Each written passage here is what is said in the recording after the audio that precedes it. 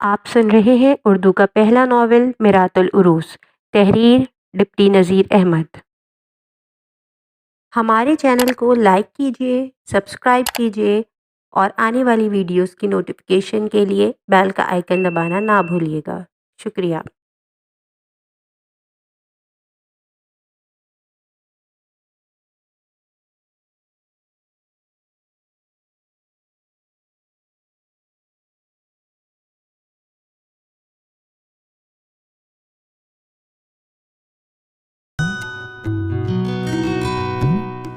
باب تیسرا، اکبری کی بد مزاجی اور اس کا سسرال سے روٹھ کر چلا آنا۔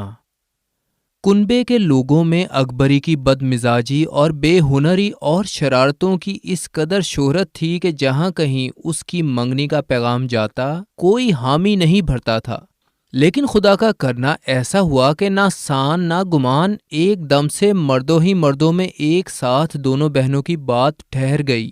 حسن اتفاق سے دور اندیش خاں اور مولوی محمد فاضل دونوں میں پرانی راہ و رسم تھی۔ دونوں نے ایک استاد سے پڑھا بھی تھا۔ ایک مرتبہ دور اندیش خاں رخصت لے کر دلی آ رہے تھے، راہ میں مل گئے۔ مولوی محمد فاضل نے بااصرار ان کو اپنے پاس ٹھہرایا۔ خلاصہ یہ ہے کہ دور اندیش خاں نے دونوں بیٹیاں مولوی صاحب کو دینی منظور کر لیں۔ جب کنبے والوں کو معلوم ہوا تو کسی نے محمد عاقل کی ماں سے کہا بھی کہ سمدھیانے کا کیا پوچھنا ہے، مگر بڑی لڑکی کو لوگ مزاج کی بہت تیز بتاتے ہیں۔ محمد عاقل کی ماں اس طرح کی نیک دل عورت تھی کہ ہر چند اکبری کے حالات سنے سنائے اس کو سب معلوم تھے، تاہم اس نے یہی جواب دیا کہ استخوان اچھی چاہیے، خدا رکھے امیر گھر کی بیٹی ہے، بڑی پھڑک کے بعد پیدا ہوئی ہے۔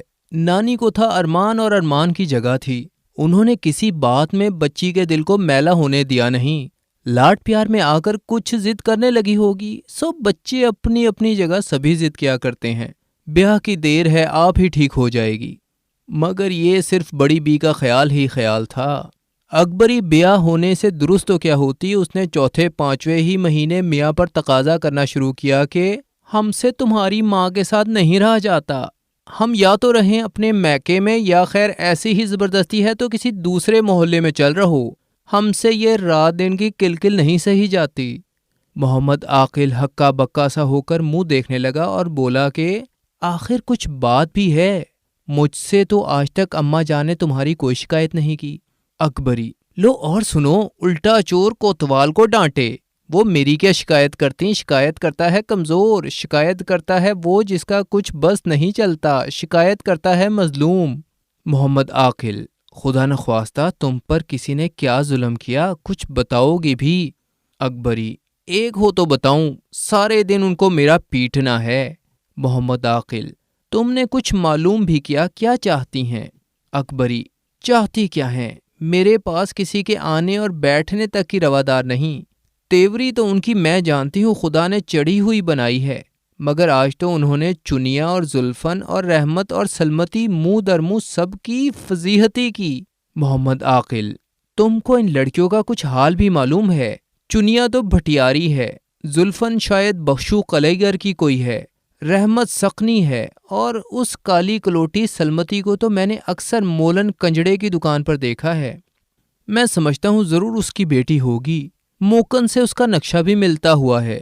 بھلا پھر یہ لوگ اس قابل ہیں کہ تم ان کو اپنی سہیلیاں بناؤ؟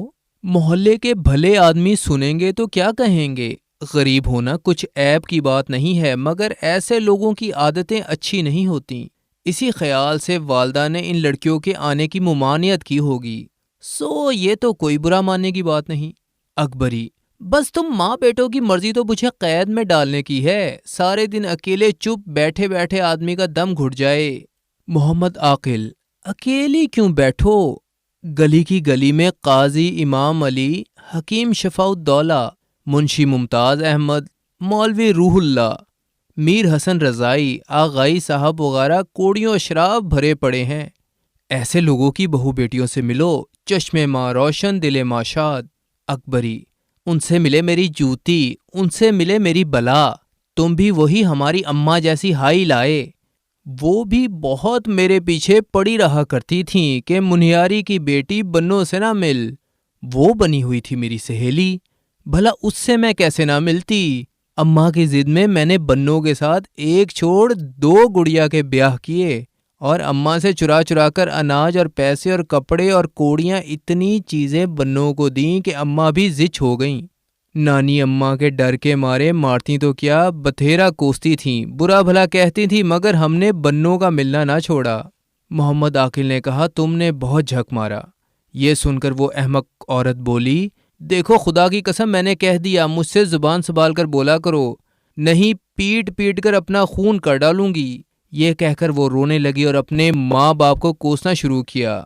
الہی اس اماں باوا کا برا ہو، کیسی کمبختی میں مجھ کو دھکیل دیا ہے، مجھ کو اکیلا پا کر سب نے ستانا شروع کیا ہے، الہی میں مر جاؤں میرا جنازہ نکلے۔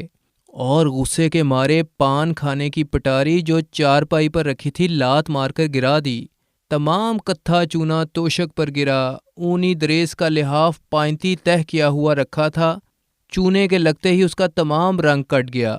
پٹاری کے گرنے کا غل سن کر سامنے کے دالان سے ساس دوڑی آئیں، ماں کو آتے دیکھ کر بیٹا تو دوسرے دروازے سے چل دیا، لیکن اپنے دل میں کہتا تھا ناحق میں نے بھیڑوں کے چھتے کو چھیڑا۔